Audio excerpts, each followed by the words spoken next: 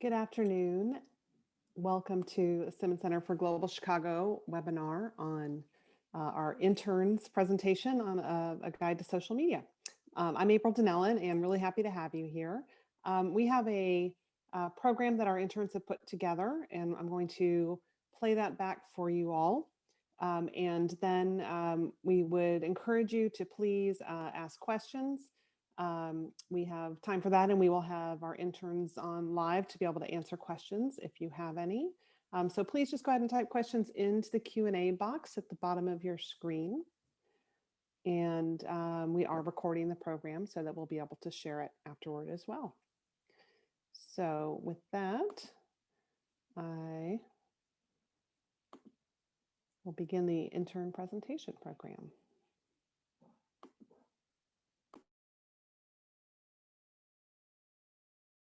Hi, everyone.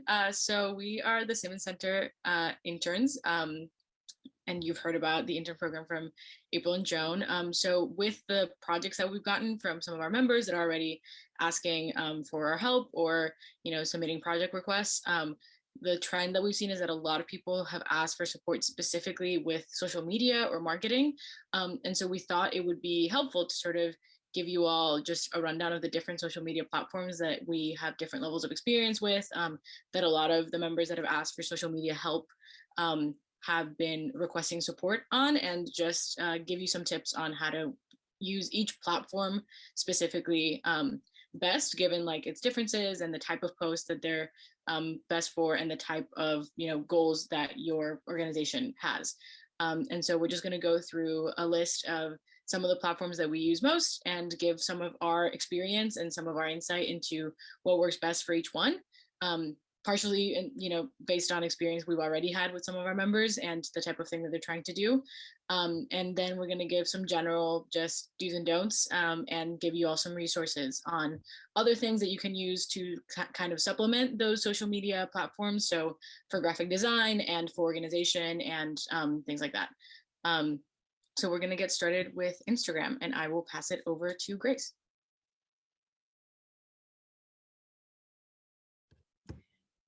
So Instagram is a great platform for sharing photos of your organization. And if you want to share infographics that are more content-based, Instagram is a really effective way to do this.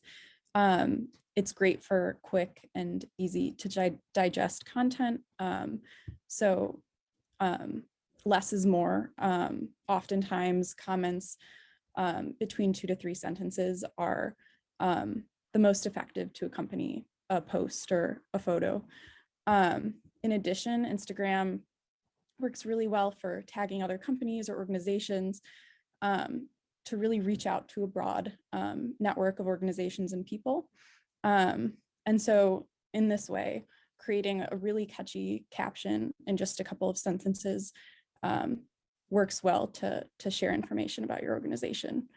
As I've said, connecting with other organizations is a really effective way to use Instagram. So sharing or highlighting other organizations' posts and using hashtags to increase outreach to a broad audience is really useful on Instagram. In addition to Instagram posts, there are Instagram stories, which allow for a more frequent stream of content. So you can reshare stories, reshare posts. And again, these work to expand networks.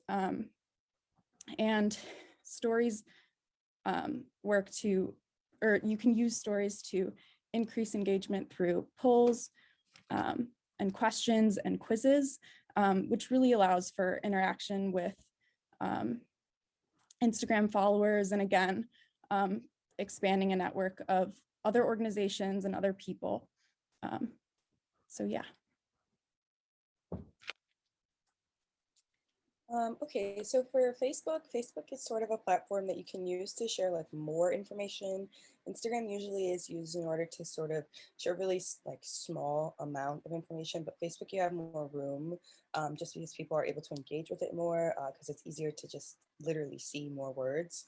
So you have the ability to actually connect Facebook and Instagram. So if you make a post on Instagram, it can automatically be shared to your Facebook account so that people can kind of see what you're sharing on both platforms, which means you don't have to actually provide as much content between the two because they can work simultaneously. Also, a lot of companies will use the events feature on Facebook, which allows them to promote different campaigns, fundraisers, and other events. Facebook also has the option for you to basically create a fundraiser that allows people to directly donate to an organization straight through Facebook. And it could be attached to, maybe if you say, hey, we're having this event, you could say we're trying to raise this much money, and Facebook would actually give people the option to click and donate directly from that same post. So it makes it pretty convenient. Also, Facebook gives you the opportunity to use things like hashtags and comments, similarly to what you're able to do on Instagram. And if you click on those hashtags, then it'll take you to other similar content. And hashtags are just really helpful because they give you more exposure. They allow more people to see what sort of information you're sharing, and it allows other organizations maybe that have similar missions to find your page, which leads to a lot of opportunities for collaboration, or just for you to expand your own platform or expand sort of the work that you do and engage with other people who are doing similar things or who have similar interests. And some hashtags that we said would be beneficial would be like nonprofit, fundraiser, or Chicago, just because those are like big ones that most organizations are going to use just to reach the largest audience possible. And Facebook also gives more room for discussions with networks, just because, as I said, it gives you more space to literally write more, and people are able to read that information more easily because the post comes up a lot different versus Instagram, which shows you a picture and then you have to read the caption. Facebook, a lot of the time, the caption is actually above the picture. So it just leaves more room in the comments for people to discuss, and it's a lot easier to sort of go back and forth on your Facebook comments than it is on a platform like Instagram. So LinkedIn has a lot of cool features that organization and companies can use to expand their network and even boost their posts. Specifically, hashtags have been very useful. You can follow a hashtag to stay up to date with relevant information or see other posts that sort of align with your mission. Specifically, for example, if you follow the hashtag internships, you can click on that hashtag, and a lot of posts with that word, specifically internships, will come up, so you can see other opportunities, people who are hiring, etc. So the hashtags are really important to sort of stay relevant and be updated with information that might surround your organization. Also, groups, you can join or create private or public groups in order to inform your network and stay engaged with them. Thirdly, actually, post.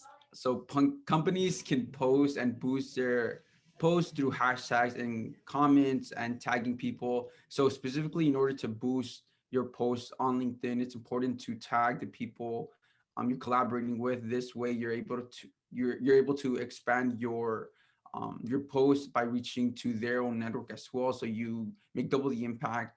Hashtags, in order to, again, going back to the first tool, in order to sort of boost this post, you have to include hashtags, and people following those hashtags would see your post and interact with it more. And then lastly, just sort of create a cool and catchy phrase for your captions or your posts in order to engage more people. And then I'll pass it down to Bibiana. Yeah, so Twitter is short and sweet, like this description, because it's really just about keeping it to the character limit. So Twitter is a series of like short messages and short posts. You can share video and images, but it's really about sort of just the caption. So it has a 280 character limit, not words, characters. So it really is just very short. And one of the trends that you probably noticed is hashtag for Twitter. This is kind of like the biggest thing. So it's very hashtag oriented in the sense that people will often just search for a hashtag to sort of get information on something that's going on. So we didn't repeat them here because you've seen them a couple times in a row, but for example, Chicago nonprofit, or maybe specific issues or current events, things that are going on. So for example, if you're posting or hosting something related to a specific issue, area, or event, or current event that's happening, people might search for that hashtag and you want your post to show up. And that's the way you get that to happen, is for it to be one of the top engaged posts under that hashtag. And so Twitter is a really great place for that. It's also a really great place for collaborating or sort of boosting partner organizations or organizations and like similar issue areas. So for retweeting is kind of the easiest way to do that. You can do that on other platforms, like has been mentioned before, with Facebook events and sharing on Instagram stories and things like that. But on Twitter, it's truly just one retweet is like one button, and it counts as one of your tweets as well, is really important. So boosting someone else's posts and someone else's information, or another organization or individual or any account's tweets counts as engagement on your account as well. So it's kind of like this mutually beneficial thing, and it's just a really great place to boost each other.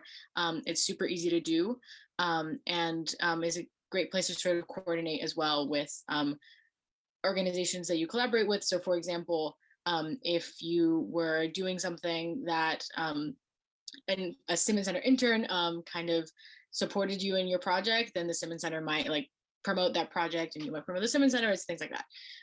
So Twitter is a really great place for really short, kind of direct things, but is a really great place to sort of get it to a lot of people really fast, because it's definitely the most public in terms of once you retweet something, a ton of people or other organizations can retweet it and like it, and that just gives it boosts and boosts and boosts. And so it spreads very, very far, very quickly. And if you're worried about Twitter not being kind of space enough to put a lot of information about specific events or things that you want to share, it's a really great place where you can put links. You can share other media, like I said, photos or videos. And because it goes kind of really far, it's a really great place to say, for example, follow our Instagram or follow us on Facebook, and having that get to a lot of people and actually help your other social media platforms where you have more substantial information. Now that we've explored what the platforms are about, we can go ahead and talk about some of the common social media mistakes.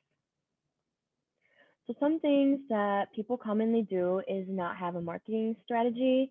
Usually social media can be used for fun, but business social media should have some of those defined goals. And some of that can include having a target audience, using tactics, having a game plan, such as number of the posts, type of posts, and maybe the best time to post.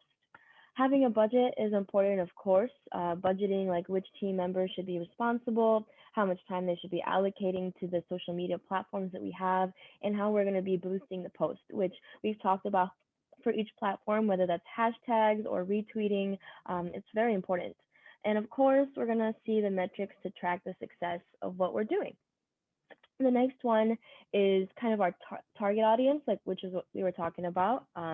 So we're going to think about what is the age demographic of our audience, where do they live and work, what kind of barriers do they have? Is it time? Is it money? What are their values? Does it align with ours? And how will they connect with you and your business? What is their preferred social media platform? And what time of the day are they most likely to use it?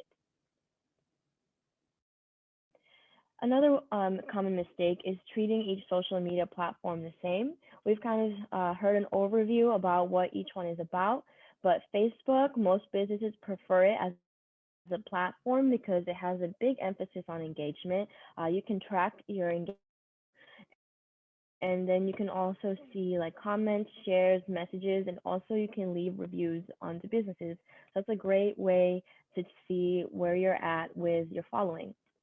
On Instagram, it's heavier on the visuals, so photos and videos and less on words. And the links in the captions do not work. So don't put a link in your caption on Instagram because nobody can click it. So go ahead and tweak Facebook content for this platform. On Twitter, it's very fast-paced with a limited character count, so you can reuse content from other channels, but what will work best is if you shorten the caption into little snippets. And of course, LinkedIn is more professional than the rest of them, and it's a great place to share business industry related content. Of course, to maximize the business potential, you have to treat it differently for what it is. Instagram is linked onto Facebook, but it's probably not the best idea to always have the same posts on both. And the next mistake is return engagement. You can't just put out content out there and not engage with your followers, because the best way to gain followers is to receive engagement for your social media page and to engage with other accounts, whether that's liking, commenting, retweeting. So social media engagement is a two-way street, and if you ghost your audience, then it's going to be harder to build your following. And if your audience is leaving comments, go ahead and send them messages, like the post, return the comment, just do whatever you can to follow up with a reply. So another thing that you want to avoid is just posting too much promotional content. So only about 25% of your content that you post should really be promotional, 25% or less. And then with the other 75, you should kind of focus on here's maybe some tips about advice on what to do in different situations, or kind of fun did you know facts. You can maybe make some jokes that are associated with the content of your organization. You could also raise awareness. So an example of that is like February is Black History Month. So keeping people aware of sort of different important things that are going on in the current world. You could also share office news like birthdays, new hires, community involvement, any schedule changes, appointments available, really just anything that you're changing within your organization could be news that you could share through your social media platforms so people are in the know of what's going on with your organization. You could also share articles, infographics, or blogs. So again, that's just sharing more information regarding your organization or maybe things related to it that would be like, hey, this is sort of relevant to the work that we do, check this out. You could also help build business relationships. So maybe have some collaborative projects with other organizations who do similar work to what your organization does, to say, hey, we're working with this organization on this project, or you should go and check out this page. Similarly, they work with, this sort of project or these sort of issues like we do. You also want to make sure that you include a call to action where you literally are instructing your audience on what you would like for them to do next, because it's cool to like share information, but if people don't have any feasible way of like using that information or any way of how to help, then it kind of is just like, oh, okay, this was cool, and they move on to the next thing. Versus if you tell them some sort of call to action or tell them what action you want to take, and you give them the resources that they need in order to take that action. So if you want them to call someone, or if you want them to donate, or if you want them to check out a different website and leave a comment there, or maybe share something else, then you have to give them sort of the tools that they need in order to share that information, or in order to donate, in order to engage with your project, your organization, more than just reading whatever it is that you're posting on your social media accounts. And when you outline these things specifically, you literally are telling them like, this is what you need to do. And it gives them the opportunity to actually like push your organization forward. It gives you the opportunity to likely reach broader audiences and to kind of reach whatever goal it is that you currently have set. So previously we talked about maybe you might be having a fundraiser. You tell people where to donate, you tell people where the money is going, then that gives them more incentive to not only donate themselves, but also to share to other people, and they have more information that they can use to say, this is why you should donate. This is why I donate, maybe. And for some other sort of examples of like calls to actions, you could sort of in your description say, like this post if you agree with this, or tag someone. Or you could also, for some posts, it's like tag someone who you think would understand this, or this would be relevant to. You could say share the post, you could tell them to comment. You can give them different links about where they can read more information or learn more information, maybe even provide them with a different organization that sort of addresses the same issues. You could also have them sign up depending on what you want them to do. If you need volunteers for something, you would have them sign up. Or if you're having like a webinar that you think would help them learn more information, you say sign up here. You can tell them to join your membership plan. You could also give them the option to call or email you if they have questions, or if people maybe want to get more involved with your project and they're just not sure how, saying, hey, here's where we can be reached. If there's something that you want to see from us or something that you think that our page could be doing better, reach out to us and let's see like what we can come up with.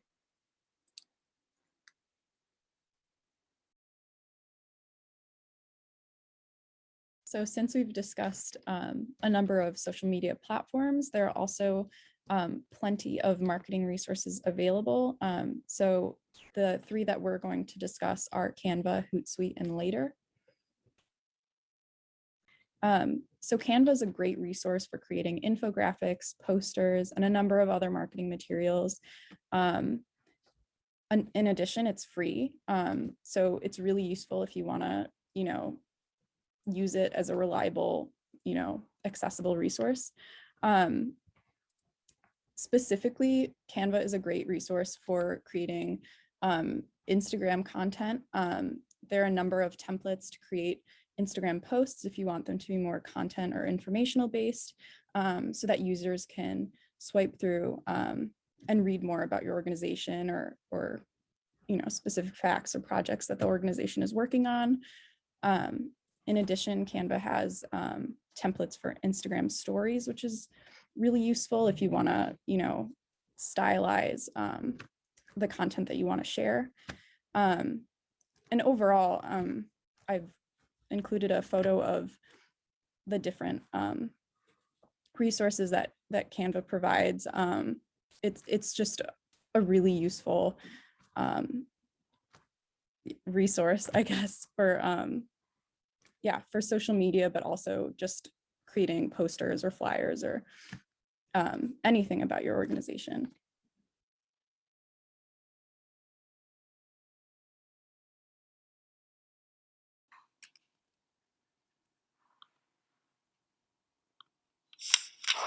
Everyone's on social media these days, taking photos of their food, following the latest influencers, and, but as a business, social can feel like a party you're not invited to.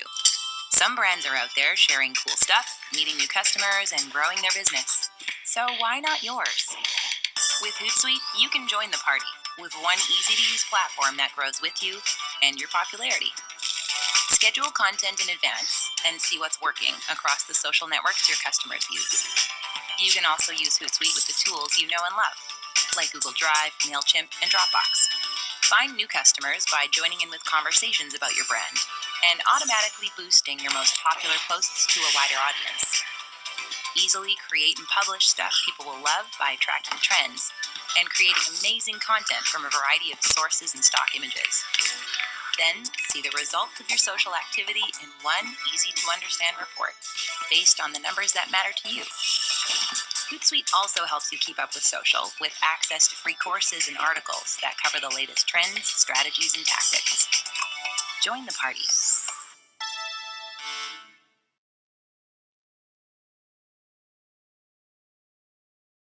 Hootsuite is a great platform so you can schedule your posts in advance. You can monitor the content from all the platforms in one place and even filter out the messages from all the platforms into one inbox. You have to take the courses that teach the fundamentals of social media management.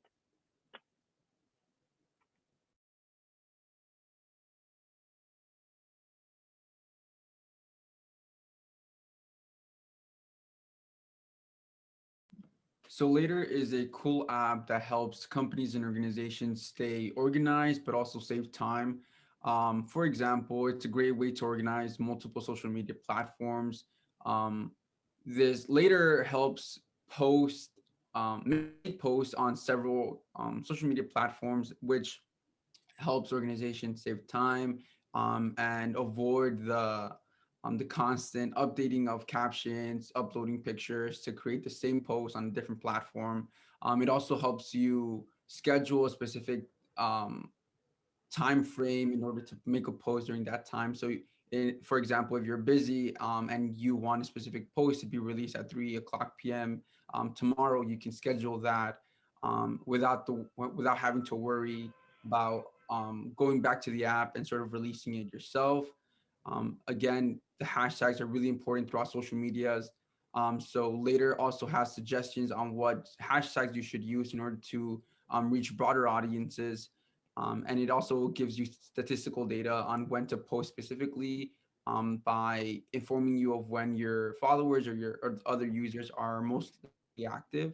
Another feature that Later has is scheduling stories. So Like the post, you can schedule a story for a specific time, but this is only a feature for those who have a paid account with Later.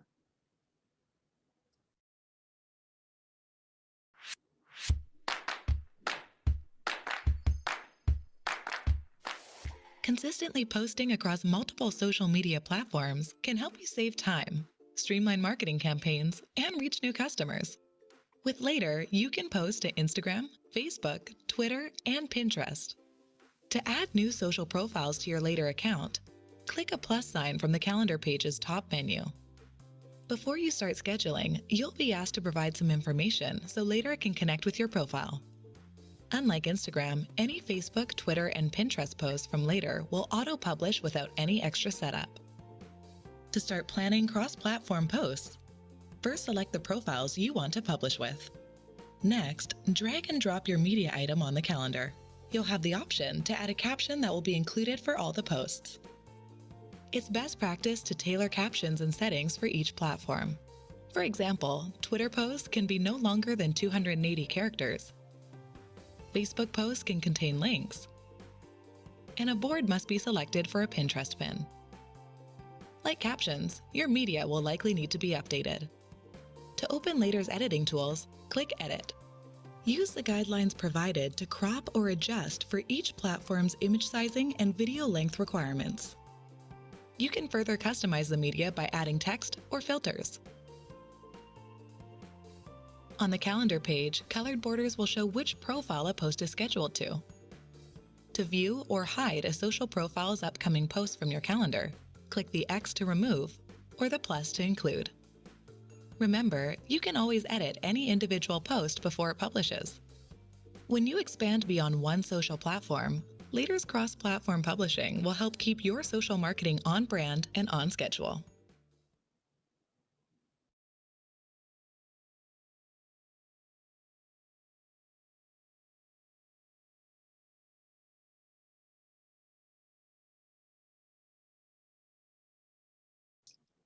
I think that's it for the slides. Correct me if I'm wrong, any of the other interns. But yeah, that's it. So we hope that was helpful. And I believe some of us will be around live for questions.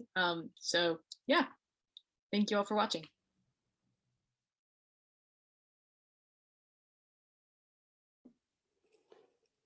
All right, thank you. That was great. Thanks so much to our interns for putting that program together. As I mentioned, this will be recorded. So if you want to go back and review any of the information that they've shared, please feel free. We have a couple of interns that have been able to join us live right now. I will allow them to introduce themselves, and then Joan Sherman and I will be able to make sure we get to your questions and some others that have come in from other sources as we've been putting this together.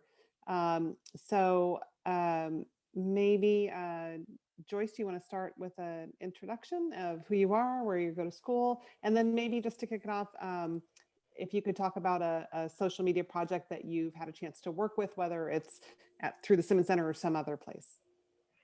Hey everyone, I'm Joyce Gelada, and I'm currently at the University of Illinois in Chicago, and I've been an intern with the Simmons Center since January.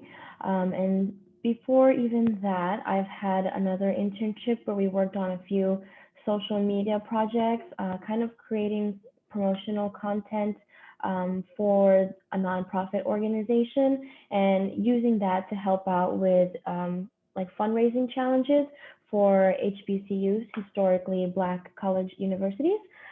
So we went ahead and did like fundraising activities through social media because of COVID, and just found a fun, interactive way to connect with the people and the nonprofits, and of course, the fundraisers.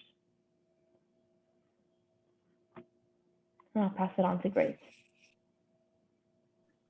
Hi, I'm Grace. I go to Tufts University, and I've been with the Simmons Center since January as well. A recent social media project that I've worked on was not through the Simmons Center, but it was focused around creating informational content about art therapy and therapeutic practices. So we used a lot of Canva templates to create that content. Great, thank you. And I have a couple of questions here, and then I would also let our participants know if you're on live, you can also raise your hand on the participant page, and I can unmute you if you want to ask your question directly. That would be great too. One question I know that came up as we were putting the program together that would love to get your perspective on is issues around performative activism and how can you manage, being active and being authentically active, but without having it be, hollow or inauthentic and actually working against you. So, just posting something about a a social justice topic, but if kind of what you need to be able to back that up, or what strategies you should have or think about before you do that. So if you guys want to address something about that.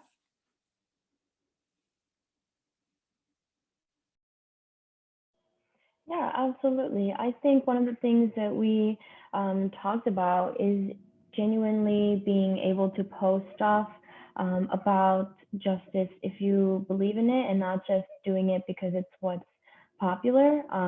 Something that I see on social media, maybe if a company believes in something recent, let's say as like Black Lives Matter, and post about it because everyone else is, it could backfire if their values don't really align, or what they're posting doesn't really align with that. And Grace, like add on if you'd like, but I think that it's a great way to show people what you support, but doing it authentically is very important.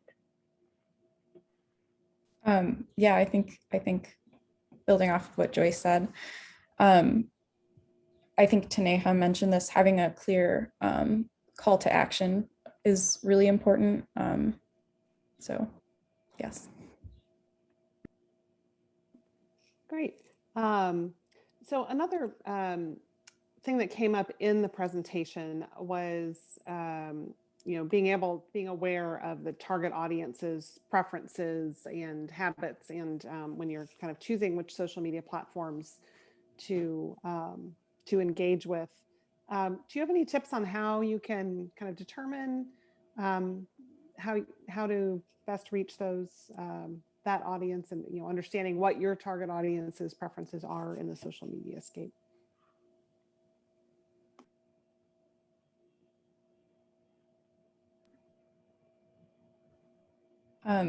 Yeah, so to start, I think some of the resources that we mentioned actually have programs that break down the analytics of each social media platform, and give you a sense of, when your followers are most active on these platforms, which is really useful just in knowing when to schedule posts, and how to really, most effectively interact with them.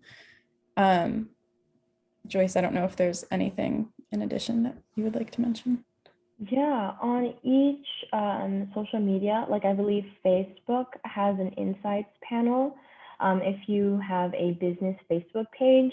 And what's great about that is that you can actually access things like how many page views you've gotten from a certain period, or the reach or likes.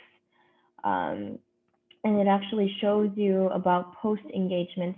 So it's pretty nice because it'll show you a timeline as well about your followers, and you can kind of compare where you're at during the certain time frames that you want to look at. I believe YouTube, of course, also has that, and Twitter has their own analytics that you can kind of play around with and kind of see what's going on from when you started to now where you're at with your social media, and it can help you set those goals so you know what metrics to measure with the content that you're posting. Great.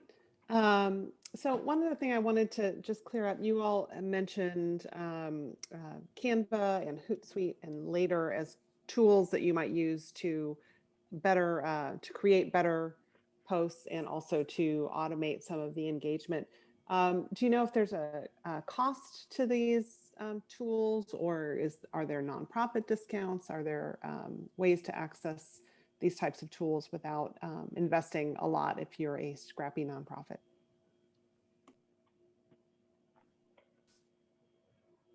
I think to start off, those resources that we showed you guys are free. So you can go ahead and use the basic features on Canva. It's great because you can create content without having to pay for anything.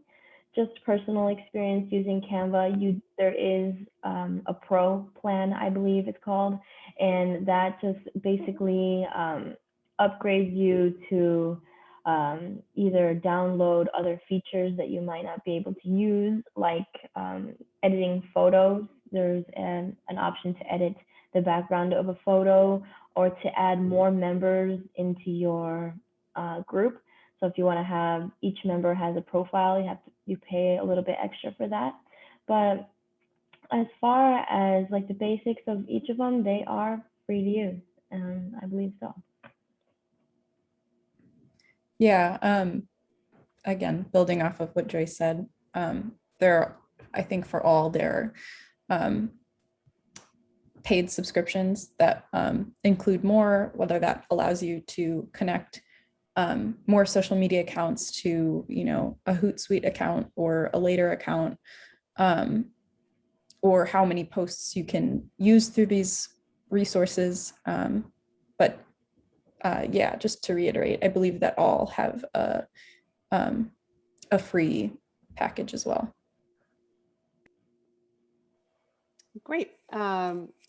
Well, I think we've gotten to all the questions that have come in, and I would just like to encourage our members, our viewers. I'm going to go ahead and turn my camera on, to please reach out to the Simmons Center through our portal if you're interested in getting support from our interns. They're fantastic, and we really appreciate having digital natives on our staff to be able to assist with our own social media profiles. And of course, they're capable of doing a lot more project work beyond social media, but that tends to be a really popular request that we've had coming through from our members, since that's something that everyone's trying to get a handle on understanding and making sure that they're entering this world and making a good impression on their supporters and funders, and being able to use the social media tools to connect in ways that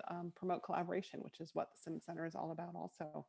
So on that note, I just would like to close off by, let's see, just to say thank you, and end with a screenshot of our core values at the Simmons Center. I'm glad that you could join us today, and thank you again to our interns for making the presentation, and then for being able to join us in the midst of crazy finals time at all of the schools that they're at. And we look forward to connecting with everybody again soon.